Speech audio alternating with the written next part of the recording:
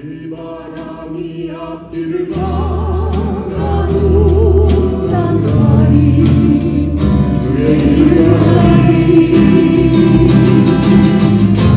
눈보라가 앞길을 가려도 난 가리 주의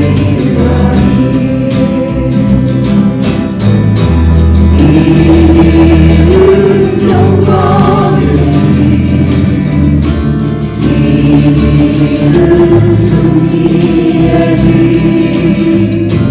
나를 구원하신 주님의 십자가 지고 가신 게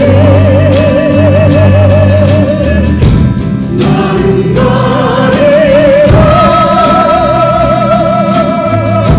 주의 길을 가리라 주님 날같이 가라 나는 가리라 나는 가리라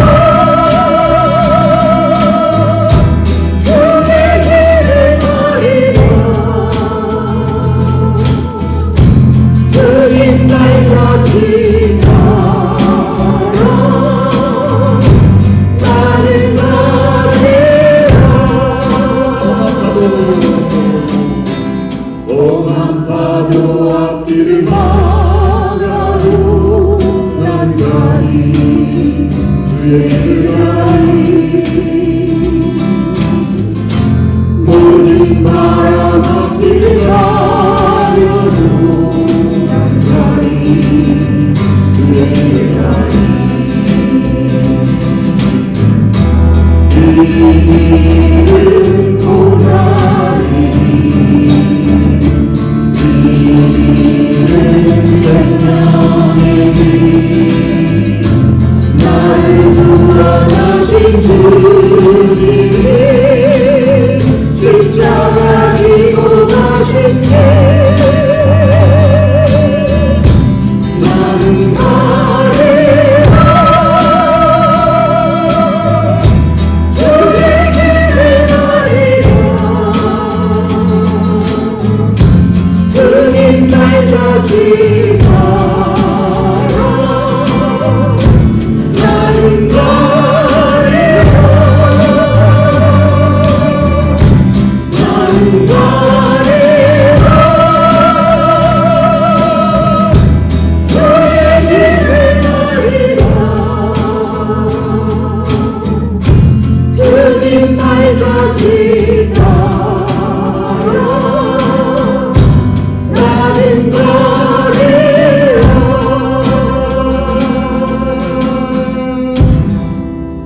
6월의 첫째 날 첫째 주일을 찬양과 기도에 생명의 말씀에 가장 복된 자리로 예배자로 인도하여 주신 주님께 감사합니다. 연약하고 부족한 우리를 신실하신 하나님의 존귀한 자녀로 삼아주시고 저희의 걸음마다 동행하여 주시고 인도하여 주신 지난 5월 한 달 동안의 시간 속에서 우리를 향하신 신실하신 주님의 사랑을 항상 기억하게 하여 주신 은혜에 감사합니다. 이 시간 떠나온 대한민국과 우리가 살고 있는 미국의 지도자들을 위하여 기도합니다. 의인이 많으면 의인이 다스리면 백인이 우리 백성이 기뻐하고 악인이 통치하면 백성이 탄식한다 하신 잠언 29장 2절의 말씀과 같이 하나님을 경외함으로 하나님이 맡기신 자리임을 알고 겸손하며 책임있고 정직하게 섬기는 의로운 지도자들이 되게 하여 주시옵소서. 이 시간 하나님의 말씀을 전하실 송계영 담임 목사님과 그 가정을 위하여 기도합니다. 영혼간에 강건함을 주시며 목양의 사명을 넉넉히 감당하게 하시며 주님의 평강과 기쁨이 가득히 넘치게 하여 주시고 우리 좋은 교회 성도님 모두에게는 신실하신 하나님이 주시는 은혜와 평강이 우리 예배 가운데 또한 우리의 삶 가운데 가득 넘쳐나는 은혜의 시간이 되게 하여 주실 줄 믿습니다. 이 시간 육신의 연약함과 삶의 흐름 가운데 낙심하여 예배에 함께하지 못한 이들의 마음으로 드리는 기도 주님 아시오니 주님의 사랑과 위로와 격려로 함께하여 주실 줄 믿습니다. 이 모든 말씀 우리 주 예수 그리스도 이름으로 기도드렸습니다. 진리와 생명 되신 주, 이 몸을 바치옵니다. 믿음과 소망 사랑에 한 마음 되게 하소서.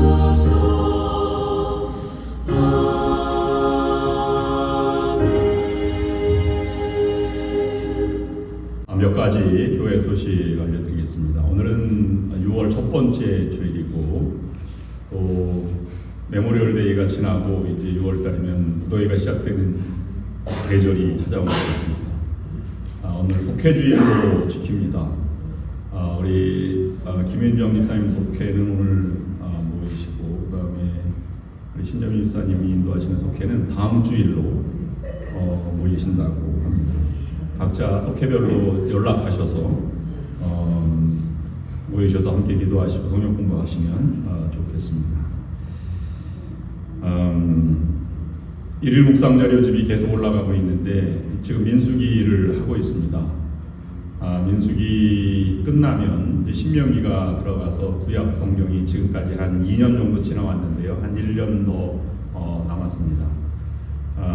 제가 읽어드리는 구절이 제목도 달고 그다음에 성경 본문 절도 말하고 그다음에 번호도 말하고 책을 읽어나가니까 그것이 약간 좀 흐름에 많이 방해가 된다고 하는 의견이 있어서 신명기부터는 쭉 성경 말씀 좀 더 끝까지 읽고 그다음에 묵상 간단히 하고 5분 내로 마치도록 하겠습니다. 보다 더 많은 분들이 성경 말씀에 가까이 접하기 위한 도구니까 부담 없이 하시기를 바랍니다. 그 다음에 우리 캘리포니아 네바다 연회가 6월 27일 금요일부터 30일 월요일까지 있습니다. 저희는 세크라멘토에서 있으니까 저는 왔다 갔다 하고 주일날도 예배를 정상으로 드립니다.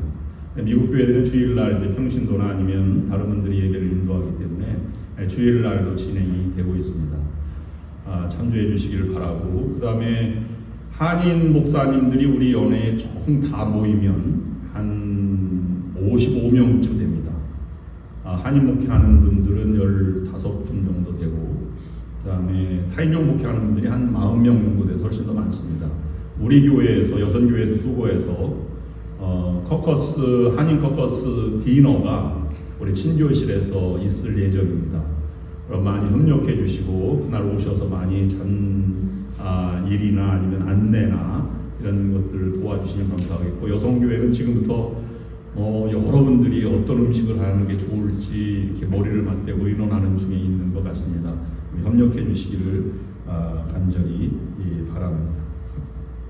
저는 지난 월요일부터 목요일 저녁까지 타코마 제1연합감리교회 창립 40주년 말씀 집회를 인도하고 왔습니다. 시애틀은 지금 비가 내려요. 3일 동안 비만 맞고 왔습니다. 참 이슬비 같은 계절이 약간 바뀌어서 그런지 아름답고 또 풍성하고 습기도 많고 덥지는 않고 이런 일기를 보냈습니다. 교회는 한인타운 우리 교회랑 거의 비슷한 사이즈긴 하지만 미국 교회를 인계받아서 리모델링을 새로 해서 교회가 막 부흥하고 있는 그런 교회입니다. 지금 한 70명 정도 모이는데 새벽 기도하고 저녁 예배가 한 35명 정도씩 모여서 뜨겁게 기도하는 교회의 모습을 제가 보고 감동을 받았습니다. 우리 교회도 성장하고 또 부흥하는 사명을 잘 감당하는 교회가 되었으면 좋겠습니다. Today's scripture reading is from Acts chapter 16 verses 19 through 25.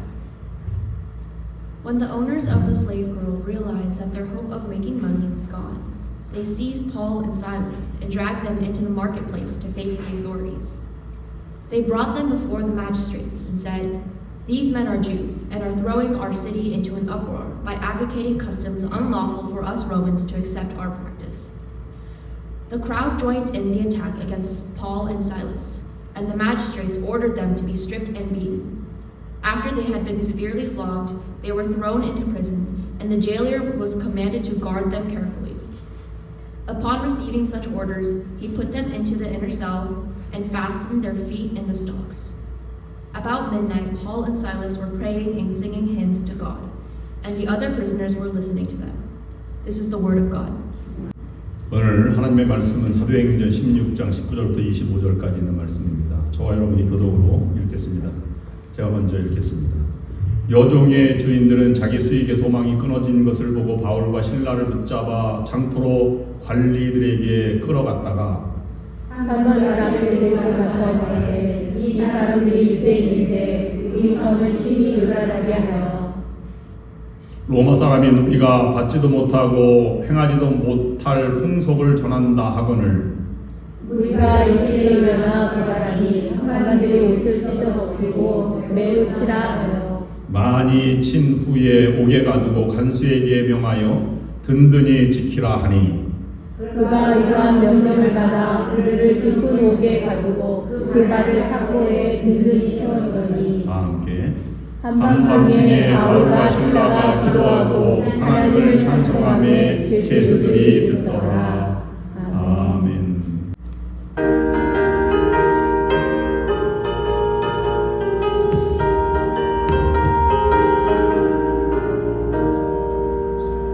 깜깜한 밤 제1의 방황했으나 주 크신 사랑 빛을 들고 어둠 떠났네. 사랑의 빛 오늘 내 맘에 사랑의 빛 항상 있도다. 내가 예수 믿고 죄짐 벗어도 마음속에 항상 그 빛이 있도다. 저 검은 구름 하늘 덮고 풍랑 일어나 온 세상 캄캄하여도 내 맘이 빛인데 사랑의 빛 오늘 내 맘에 사랑의 빛 항상 있도다. 내가 예수 믿고 죄짐 벗으로 마음속에 항상 그 빛이 있도다. 다빛 가운데 행할 때에 주 함께하니 이 어두운 세상 등지거나 전진하리라. 사랑의 빛 오늘 내 맘에 사랑의 빛 항상 있도다. 내가 예수 믿고 죄진 벗으로 마음속에 항상 그 빛이 있도다.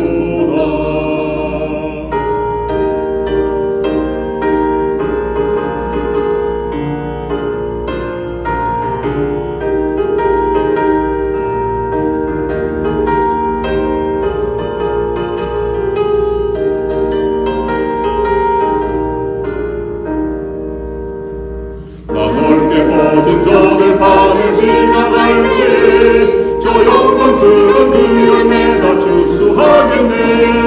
사랑의 빛 오늘 내 맘에 사랑의 빛 항상 있도다. 내가 예수 믿고 죄짐 벗으로 마음속에 항상 그 빛이 있도다. 나 잠시 내 후에 영광의 빛 내게 비칠 때 그 영광스러운 주 얼굴 나 친히 뵙겠네. 사랑의 빛 오늘 내 맘에 사랑의 빛 항상 있도다. 내가 예수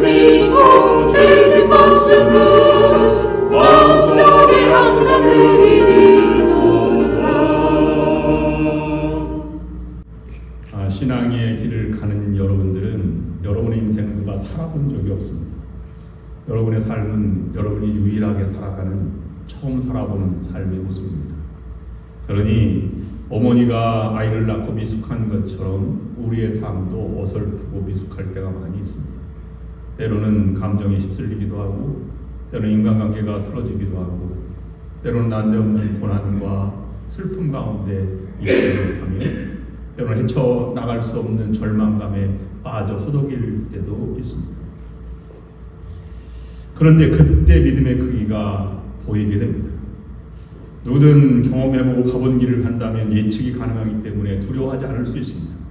준비할 수도 있습니다. 그러나 가본 길이 아니기 때문에 절망감을 만나고 고난을 만났을 때 사람은 믿음의 크기가 얼마나 크냐에 따라서 그걸 극복하기도 하고, 그걸 선으로 여기기도 하고, 그걸 뛰어넘어서 위대한 승리를 가져오기도 하고, 넘어지고 좌절하고 실패하기도 하는 것입니다. 그런 죽음에 임박한 경험 또는 극복할 수 없는 고난 속에서 세상의 사람과 믿음의 사람은 분명한 차이가 있습니다.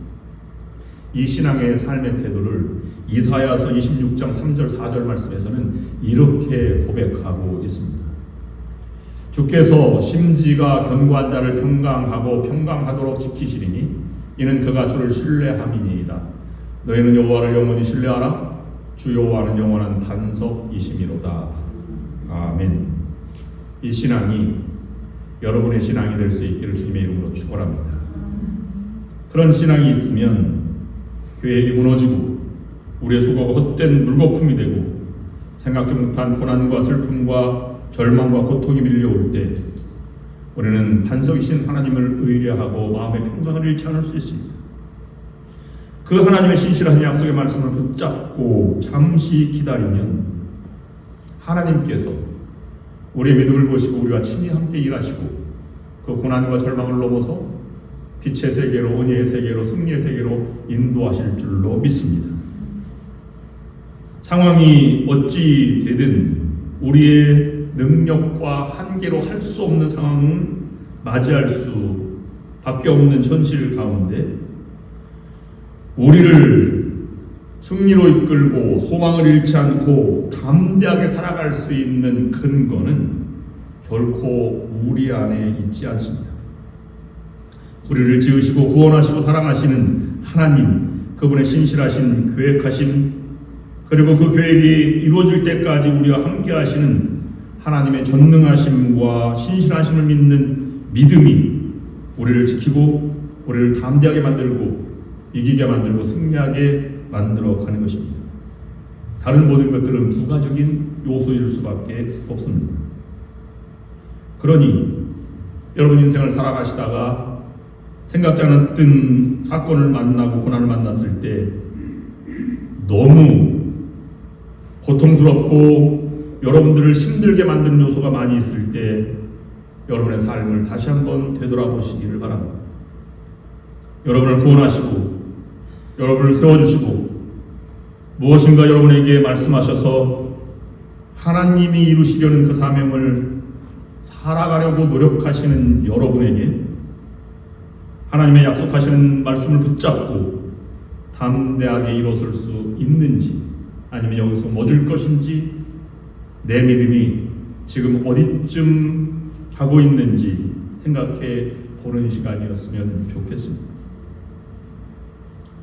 성경은 진실로 하나님은 우리의 산성이시요 우리의 반석이시요 도움이시라 라고 수많은 믿음의 선각자들이 고백하였습니다. 하나님의 교회 그 말씀은 거친 풍랑 속에서 우리의 삶이란 배를 붙잡아주는 단단한 닷과 같습니다. 오늘 성경 말씀은 난데없이 불어닥친 바울 일행에게 닥친 환난을 우리에게 말씀하고 있습니다. 익히 잘 알고 있는 말씀입니다. 하나님이 바울의 꿈인 아시아 북쪽으로 가는 선교직 그런 방향을 길을 열지 않고 드로아로 향해서 마게도니아로 와서 우리를 도우라 하는 마게도니아 사람의 음성을 환상을 보게 하고 하나님의 뜻이 아니라 하나님의 뜻이 나의 뜻과는 다른 터키의 북쪽이 아니라 바다를 건너 서쪽 유럽 마게도니아로 가서 복음을 전하라고 하는 것을 깨닫고 빌립보 지역으로 가서 사역을 시작하게 됩니다. 그는 기도하러 가다가 루디아를 만나고 성령의 인도하심으로 바울의 복음을 받아들인 그 집안 전체가 세례를 받고 루디아의 집에서 빌립보 교회가 출발하게 되었습니다. 그리고 며칠 후에 일어난 사건이 오늘 사건입니다. 똑같이 동시에 기도하러 가다가 귀신 들린 여종 하나를 만나게 되었는데 이 여종이 바울 일행을 너무 익히 잘 알고 있는 것입니다. 그는 구원을 전하는 자, 그리고 세상에 하나님의 위대한 종들이며 세상 사람들에게 구원을 전할 자라고 외치고 있었던 것입니다. 바울이 견디다 못해서 그리스도의 이름으로 그 종을 자유케 하는 역사를 이루었습니다. 문제는 이 여자를 인하여 돈을 버는 사람이 한 사람이 아니었음을 본문에는 전하고 있습니다. 19절 말씀에는 이 종의 주인들이라고 표현하고 있는 것을 보면 여러 사람이 함께 이득을 나누어 가지는 사람이었음에 분명합니다. 이 주인들이라고 표현한 사람들은 바로 오늘 말씀을 나누고자 하는 믿음의 사람과 세상 사람들을 대비시켜서 주인들은 세상 사람들을 내 모습을 우리에게 보여주고 있습니다. 첫 번째 오늘 본문에서 묵상하고자 하는 주제는 세상 사람들의 모습이 어떤가 분명하게 우리가 인식하는 것입니다. 여종을 통해서 점을 보게 해서 돈을 벌었던 주인들은 바울로 인하여 이 여종에게 귀신이 나아가자 아이 아팠던 사람이 나은 것을 너무 축하하고 즐거워하는 것이 아니라 더 이상 돈을 못 벌게 된 것을 알고 그들이 추구하던 물질이 사라진 것을 보고 분노와 증오심을 갖게 되었습니다. 우리들은 먼저 세상 사람들의 모습을 분명히 인식하고 있어야 할 것입니다. 여종의 주인들은 지금 오직 돈과 이익에만 관심을 갖고 있습니다. 사람에게는 조금도 관심이 없었습니다. 사도행전 16장 19절 말씀에 이렇게 표현하고 있습니다. 여종의 주인들은 자기 수익의 소망이 끊어진 것을 보고 바울과 실라를 붙잡아 장포로 관리들에게 끌어갔다가 하고 말하고 있습니다. 결국 바울과 실라는 모진 매를 맞고 착고에 채워져서 지하 빌립보 감옥 속에 음습한 곳에 던져지게 되었습니다. 우리가 분명하게 오늘 이 모습에서 짚고 넘어가야 할 것이 있습니다. 여러분의 삶의 진정으로 하나님이 중요합니까? 물질이 정말 중요한지 갈림길에 있을 때 어떻게 살아갈 수 있겠습니까? 다른 말로 조금 말씀드리면 여러분 진정으로 살만나게 하고 미래에 대한 꿈과 비전을 갖게 하고 어려움 속에서도 인내하며 살아가게 하는 삶의 원천이 어디서 오는 것인지 여러분 분명하게 근거를 말할 수 있겠습니까? 그 근거는 세상의 물질과 명예로부터 오는 것입니까? 하나님으로부터 오는 것입니까? 결론적으로 돈은 악한 것은 아닙니다. 돈을 악으로 말하는 곳은 성경에 한 군데도 없습니다. 그러나 돈을 사랑하는 것이 일만하게 뿌리라 라고 사도 바울은 말한 적이 있습니다. 디모데전서 6장 10절입니다. 물질을 모으는 것은 죄악은 아니지만 물질이 나의 미래를 지켜줄 것이라고 믿는 것은 오히려 하나님을 대신하기 때문에 불신앙이다. 그렇게 표현하고 있는 것입니다. 하나님의 은혜는 하나님의 은혜로 지속해 나가야지 다른 것으로 대체할 수 없는 것입니다. 세상 사람들은 수단과 방법을 가리지 않고 이익을 추구하며 살아가는 사람들입니다. 귀신에 붙잡힌 사람을 자유하게 할 수 없었다는 것은 어찌할 수 없는 일이었을 것입니다. 그러니 그렇게 그로 하여금 같이 더불어 살아갔을 것입니다. 그런데 귀신 나간 여종을 보고 너무도 기뻐하고 축하하고 그리고 격려하고 많은 사람들에게 자영을 얻었다고 자랑할 만한 일이었음에도 불구하고 그들은 그러지 않고 오히려 그렇게 만든 사람에게 죄를 뒤집어쓰고 채찍질하고 감옥에 가둔 것은 세상적인 도리가 아님을 볼 수 있습니다. 적어도 그 주인들이 자기 가정에 딸이 있었다면 그렇게 보아서는 안 됩니다.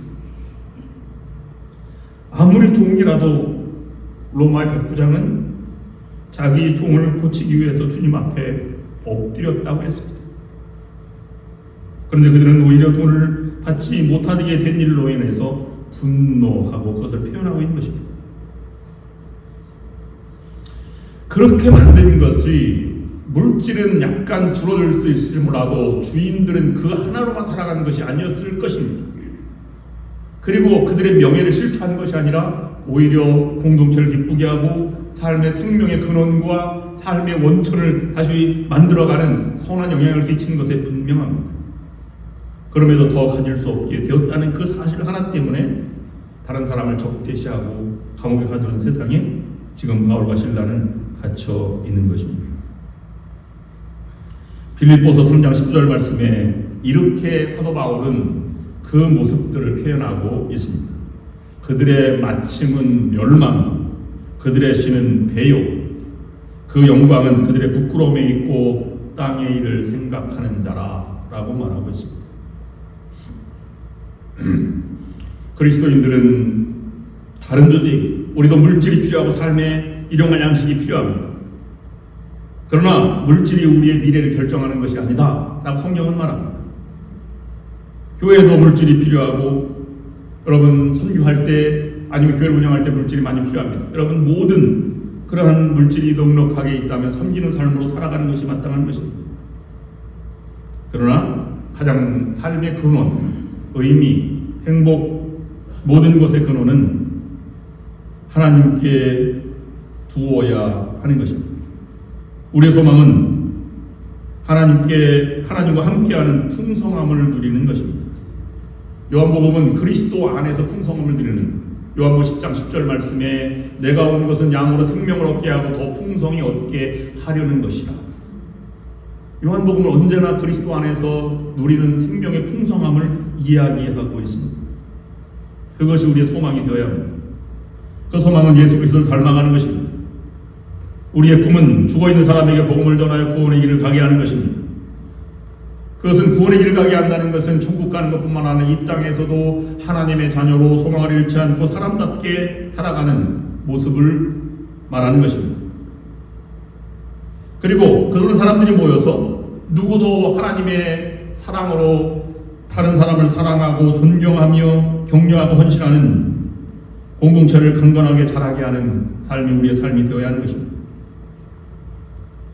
하나님이 부요케 하셨으면 겸손하게 그 부요함으로 여유있게 하나님의 사랑을 누리며 도우며 살아가야 할 것입니다. 그렇지 못하면, 가난하게 하셨다면 가난한 속에서 고통스러워할 것이 아니라 그 가난이 정말 힘들고 어려워도 비굴하지 않고 죄를 짓지 않고 부유한 자를 비난하지 아니하고 그 속에서 진실한 삶을 살아가는 것이 그 삶이 우리를 자유하게 하고 영원롭게 하는 것입니다. 우리 모습 가운데 정말로 세상 사람들의 모습만 남아있지 않기를 원합니다. 우리들은 잠시 있을 부유함보다 영원한 부유함을 더 갈망하며 살아가야 합니다. 땅에 있는 것보다 위에 있는 것을 사모해야 합니다. 그리고 우리가 우리의 마음대로 다른 사람을 대우해서는 안 됩니다. 모든 사람들을 주님을 대하듯이 대해야 합니다.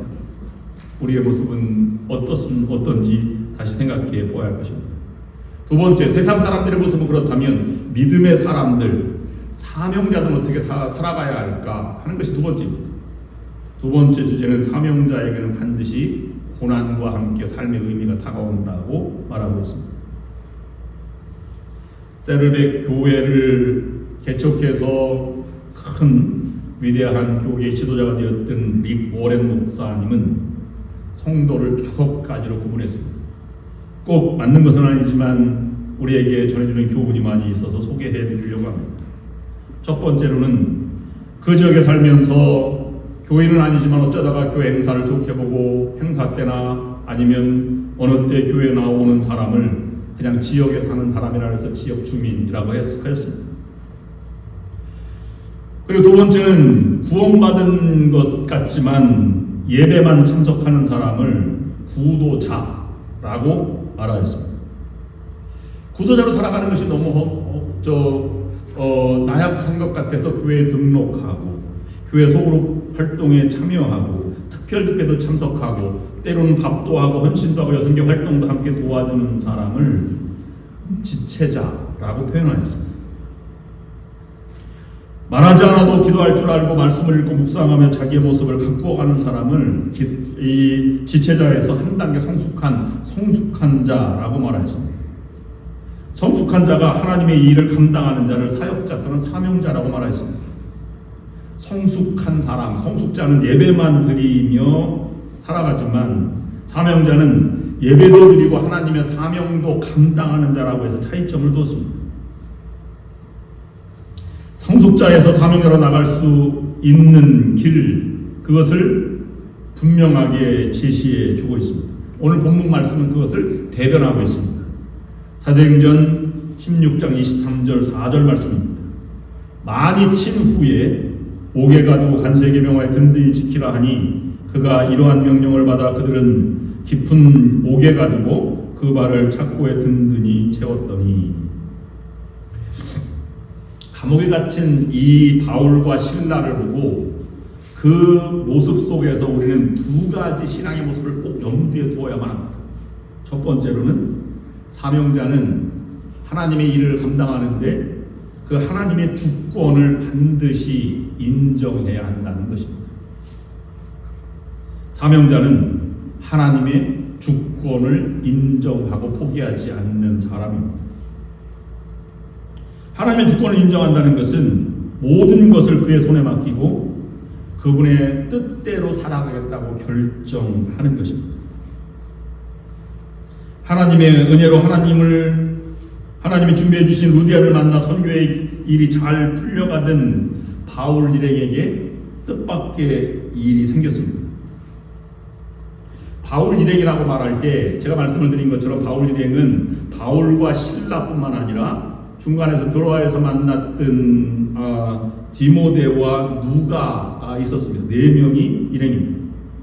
귀신 들린 여종을 자유하게 해준 것이 오히려 화근이 되어서 바울과 실라가 모진매를 받고 고통의 감옥에 들어가게 되었습니다. 그런데 디모데와 누가는 안전하게 되었습니다. 똑같은 일행에 있어서 두 사람만 고통에 처하게 된 것입니다. 루디아에게 복음을 증거했을 때는 교회가 시작되더니 악한 영에 붙잡힌 불쌍한 여종을 자유하게 했을 때는 호된 채찍과 죽음의 감옥이 기다리고 있었습니다. 왜 그렇게 되었습니까? 복음을 전할 때는 교회가 생기더니 선한 일 할 때는 왜 고난이 찾아온 것입니까? 우리는 알 수 없습니다. 우리가 조그만 일에 분노하고 깨어지고 시험 들고 절망하고 서운해하는 것은 아직도 그런 마음이 정리되지 않았기 때문일 수도 있습니다. 세상에 사단이 들어와 우리의 감정을 불편하게 만들어 버린 결과일 수도 있습니다. 우리는 이해를 하면서도 하나님의 사역을 감당하면서도 아직도 내 마음과 내 계획, 내 생각이 중요하다고 생각하며 살아갈 때가 있습니다. 바울이 만약에 우리가 바울이라면 이렇게 생각할 수 있을 것입니다. 하나님 왜 이러십니까? 내가 가고자 하는 것이 아시아, 소아시아 북쪽인데, 터키 북쪽인데 그것도 내가 포기하고 하나님이 원하는 이 마게도니아 지역으로 오지 않았습니다. 와서 루디아를 만나서 잘 도와주시더니 우리가 이렇게 착고에 져서 감옥에 갇힌 건 어찌된 일입니까? 라고 억울함을 토로할 수도 있었을 것입니다. 그러나 결론적으로 말하면 그런 신앙은 잘못된 것입니다. 여러분, 하나님이 바울을 도와주신 것입니까? 바울이 하나님께 지금 쓰임받고 있는 것입니다. 하나님께 쓰임받는 종된 바울은 어떻게 하든 교회가 세워지고 승리하든 착고에 차서 감옥에 갇히든 그는 억울함이 전혀 없었습니다.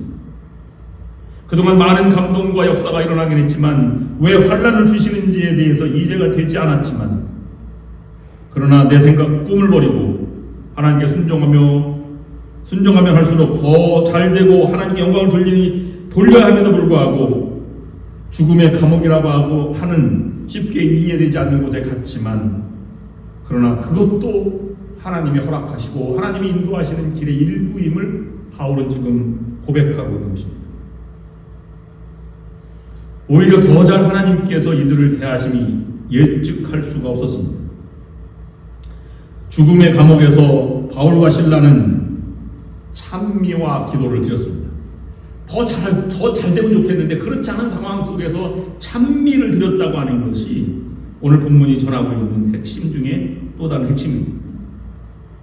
많은 사람들이 들을 수 있도록, 간수가 들을 수 있도록, 그 넘어서 제수들이 들을 수 있도록 큰 소리를 외쳤습니다.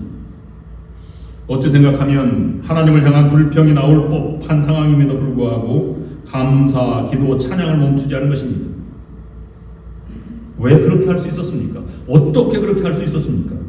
하나님이 하시는 일이니 그가 나를 푸른 초장으로 인도하시든 가시밭길로 인도하시든 아무 문제가 되지 않았던 것입니다.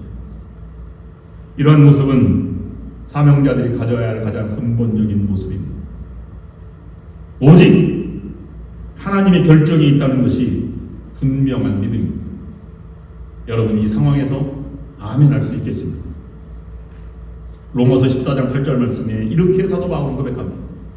우리가 살아도 주를 위하여 살고 죽어도 주를 위하여 죽나니 그러므로 사나 죽나 우리가 주의 것이고.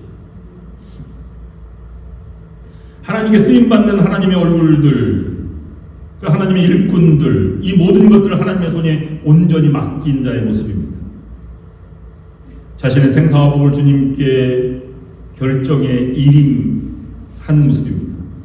이런 믿음이 아니고서는 어떻게, 언제, 어떤 상황에서 우리는 믿음이 흔들릴지도 모를 일입니다. 이것이 쉽지 않습니다. 감정이 치우치지 않고 사명에만 살아간다고 하는 것이 어려운 일일 것입니다. 우리가 흔들릴 때가 많이 있는데요. 잘 나가다가 여러분, 다른 사람을 얘기할 때 칭찬을 많이 할까요? 안 좋은 말을 많이 할까요? 나쁜 말을 많이 할까요? 안 좋은 말을 더 많이 할 것 같습니다. 왜냐하면 우리 타락한 본성이기 때문에 여러분, 다른 사람 칭찬을 5분 하면 칭찬할 게 없답니다.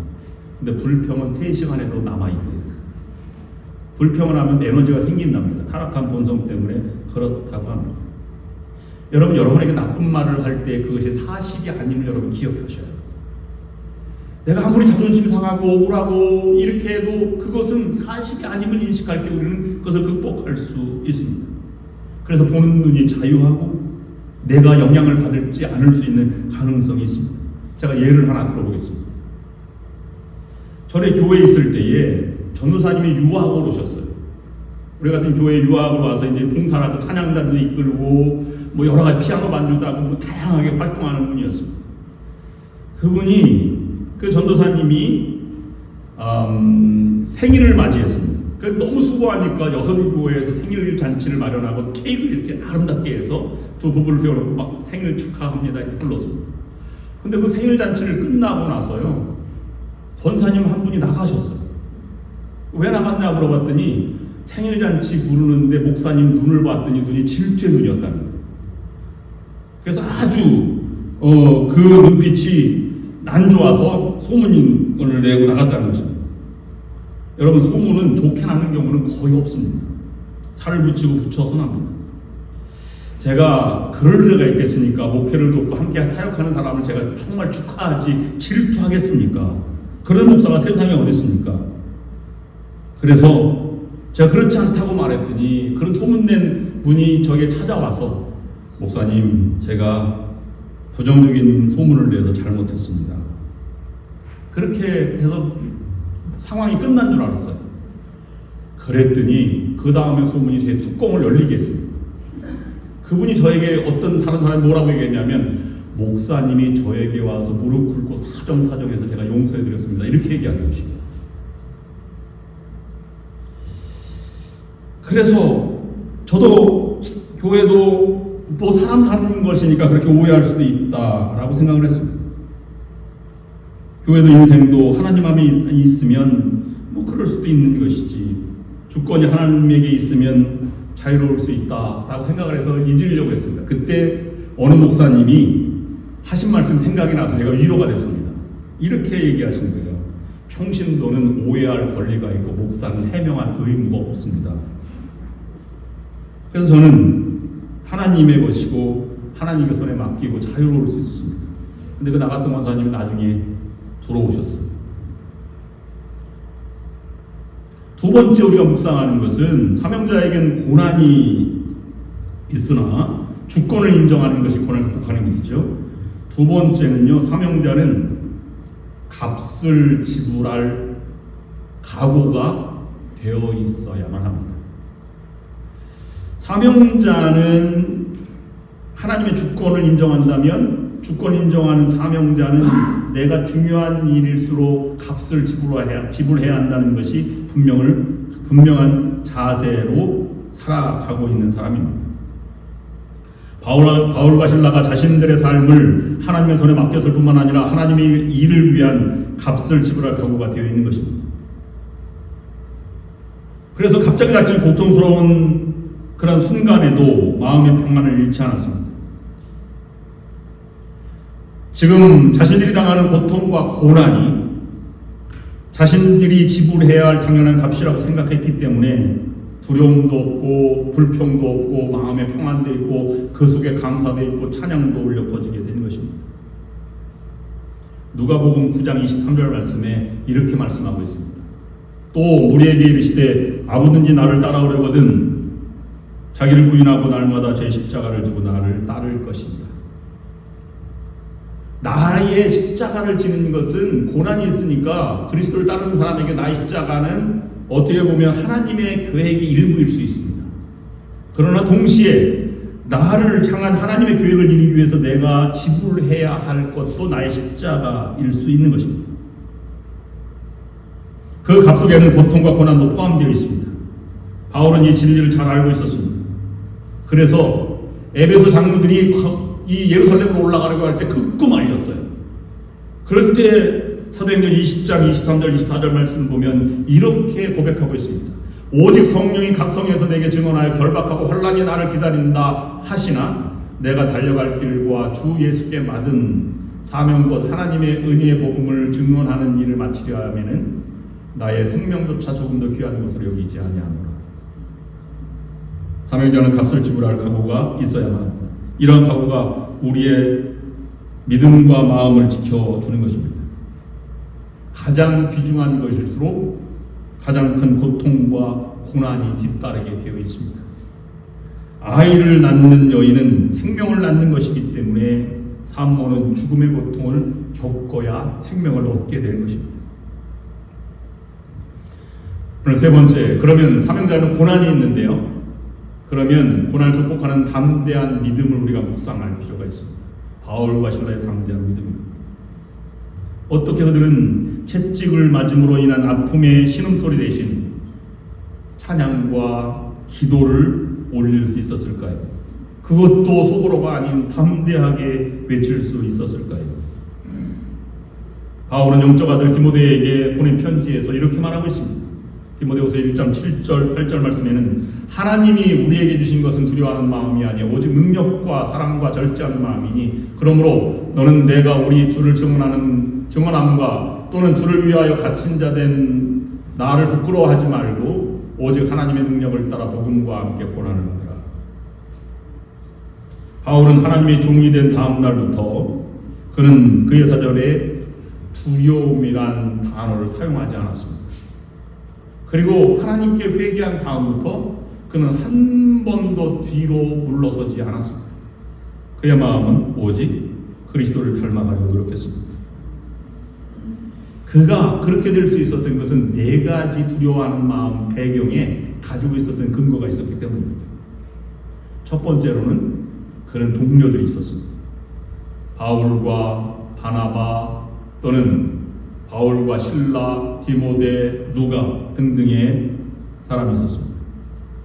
사도행전 16장 25절 말씀을 보면 한밤중에 바울과 실라가 기도하며 하나님을 찬송하며 죄수들이 듣더라라고 말했습니다. 바울만 한 것이 아니라 실라도 함께 하였습니다.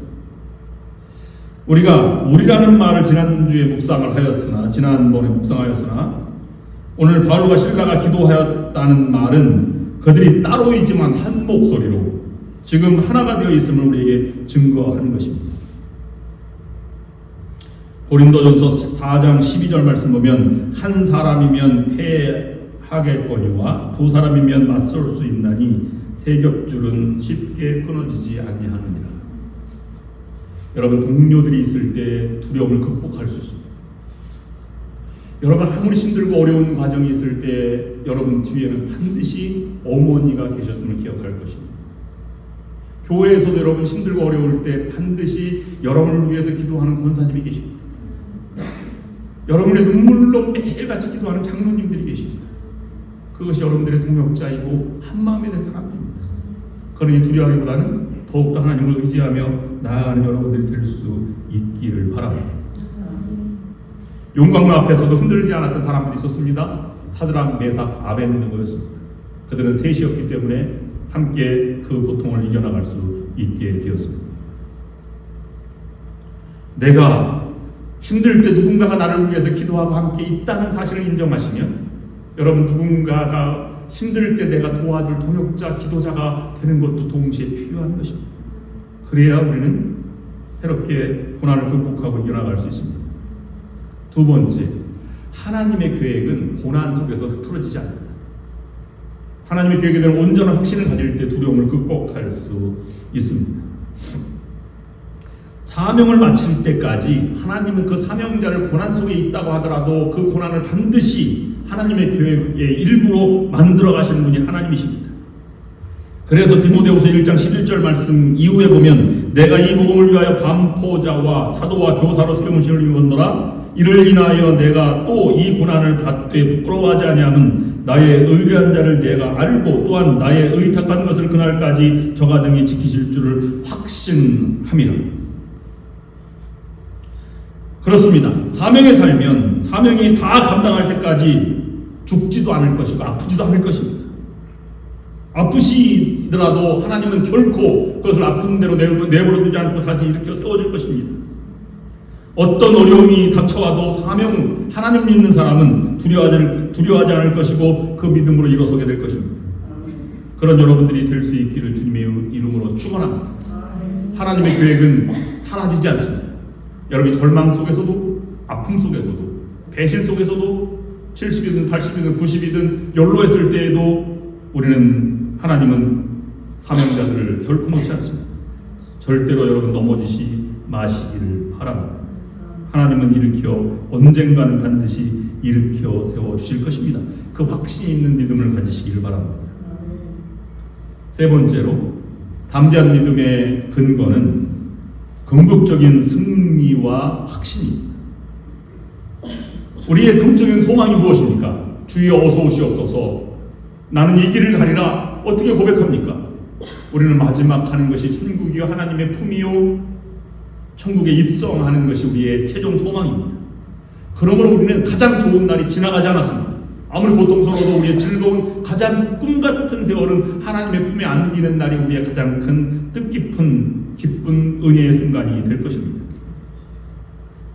디모데후서 4장 7절 이하에 나는 선한 싸움을 싸우고 나의 달려갈 길을 마치고 믿음을 지켰으니 이제 후로는 나를 위하여 의의 면류관이 예비되었으므로 주 곧 의로우신 재판장이 그날에 내게 주실 것이며 내게만 아니라 주의 나타나심을 사모하는 모든 자에게도니라.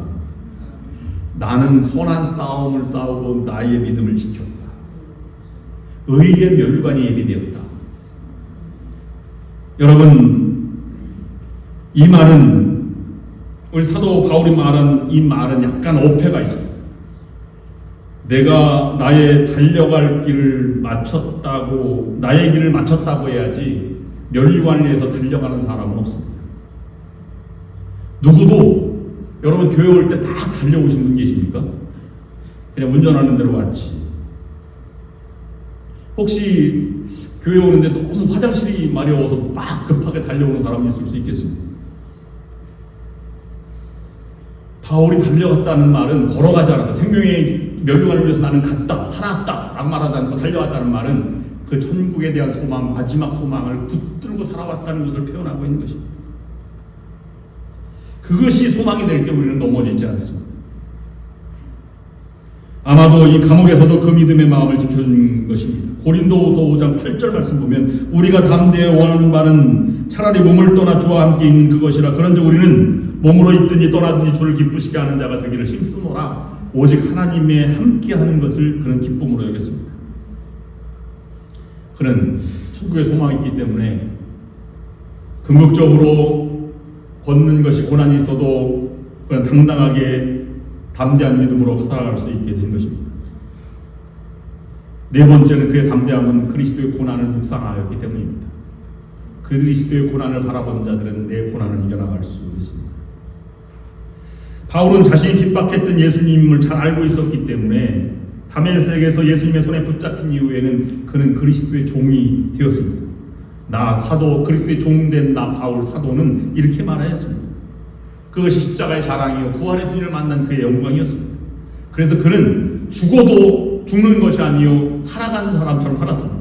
마치 갈라디아서 6장 4절 말씀. 그러나 내게는 우리 주 예수 그리스도의 십자가 외에 결코 자랑할 것이 없으니 그리스도로 말미암아 세상이 나를 대하여 십자가에 못 박히고 내가 또한 세상에 대하여 그러하니라. 골로새서 2장 1장 24절 말씀입니다. 내게 이제 너희를 위하여 받는 괴로움을 기뻐하고 그리스도의 남은 고난을 그의 몸된 교회를 위하여 내 육체에 채우노라. 고난 받는 것을 오히려 기쁘게 여겼습니다. 사도 바울은 고난의 주를 바라봄으로써 주님처럼 고난당하고 싶다는 것입니다. 예수의 흔적을 가졌다는 것처럼 고난이 의미 있다는 것으로 그는 살아가는 데 의미를 둔 것입니다. 예수님이 자신을 대신해서 죽으신 것뿐만 아니라 예수님이 십자가에 달려 죽으셨음을 믿는 그 순간 자기도 십자가에 달려 죽었다는 것을 그는 인정하게 된 것입니다. 그래서 갈라디아서 2장 20절 말씀에 내가 그리스도와 함께 십자가에서 못 박힌 것은 이제 내가 육체 가운데 사는 것은 나를 사랑하사 나를 위하여 자기 자신을 버리신 하나님의 아들을 믿는 믿음 안에서 사는 것이다 라고 고백하였습니다. 바울은 주님과 함께 죽었습니다. 그러나 단지 죽는 것은 아무것도 아닙니다. 우리도 때때로 고난에 동참하는 마음이 있어야 하지 않겠습니까? 우리도 주님이 나를 위해서 돌아왔으면 나도 주님을 향해서 고난당하는 것을 마땅히 여기는 신앙이 되어야 하지 않겠습니까? 주님 때문에 밤새워 기도하는 고통도 경험해 봐야 합니다. 주님의 감격적인 고난 때문에 복음 들고 땅끝까지 가는 누군가가 있어야 되지 않겠습니까? 주님 때문에 우리가 내가 죽고 주님이 사실 수 있도록 하는 믿음의 삶이 되어야 하지 않겠습니까? 어찌 주님의 고난을 묵상하면서 주님이 주시는 평화만을 꿈꾸며 살아갈 수 있겠습니까? 사도 바울은 죽는 것이 두렵지 않았습니다. 그는 이미 죽었기 때문입니다. 이미 죽은 사람의 고난이 무슨 상관이 있습니까? 그는 그리스도 안에서 영원히 살아가는 것을 꿈꾸며 살아가는 것입니다. 여러분들에게 다시 한번 말씀을 드립니다. 어떤 상황을 만나든지 담대하십시오. 하나님께 의지하고 나가는 자는 하나님께서 고통의 순간을 극복하고 영광의 순간을 여러분에게 안겨주실 것입니다. 여러분 빌립보 감옥에 있던 바울과 실라의 착고에 채워진 그 쇠사슬을 기억하시기 바랍니다. 나를 얽매인 것이 있습니다. 고통의 감옥에 붙잡혀서 살아가시는 성도들이 혹시 계십니까? 말씀을 묵상하고 주님 앞에 나오시기를 바랍니다. 우리들을 위해서 고난의 길을 가신 예수 그리스도의 사랑과 능력과 생명이 우리들을 강건하게 만들 것입니다. 고난의 감옥에서도 하나님을 찬미하며 기도할 수 있는 담대한 믿음을 우리 하나님께서 주실 것입니다. 여러분 다시 한번 여러분을 눈을 감으시기를 바랍니다. 여러분을 고통에 얽매이게 하는 것이 무엇인지 한번 되돌아보시기를 바랍니다. 그곳에서 자유하십시오. 담대함을 가지십시오. 하나님께 기도하십시오. 그러면 고통의 자리에서 하나님이 함께해 주시고 이끌어 극복하게 해주실 것입니다. 그리고 여러분 지난주에는 우리 미스터 바 우리 홍현숙 집사님의 남편 된 분이 입원하였다고 인사 시간에 들었습니다. 여러분 고통에 사로잡혀 있는 부분이 있다면 여러분 그곳에 손을 대시기 바랍니다. 또 가정과 아픈 곳이 있다면 그것을 향해서 마음의 묵상해 보시기 바랍니다. 고통의 자리를 가리키며 여러분 함께 기도하시겠습니다. 이제는 우리 주 예수 그리스도의 영광이 우리에게 나타날 때 우리의 삶이 변화되게 하셔서 이전에 우리가 아닌 새로운 삶으로 인도하시며 그리스도 안에 나타나신 하나님의 영광의 능력을 힘입어 그리스도인으로 세상을 비추기 위하여 새로운 믿음의 성도가 되어 가정으로 일터로 돌아가는 여기에 모인 모든 성도 위에 그리고 저들의 가정과 하는 모든 일 위에 성부, 성자, 성령의 역사, 인도, 교통하심이 지금부터 영원토록 함께하옵시기를 간절히 축원하옵나이다. 아멘.